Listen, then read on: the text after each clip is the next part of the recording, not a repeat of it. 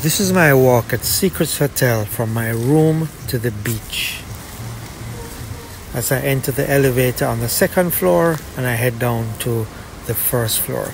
The first floor also has a complimentary area for preferred guests where we can eat.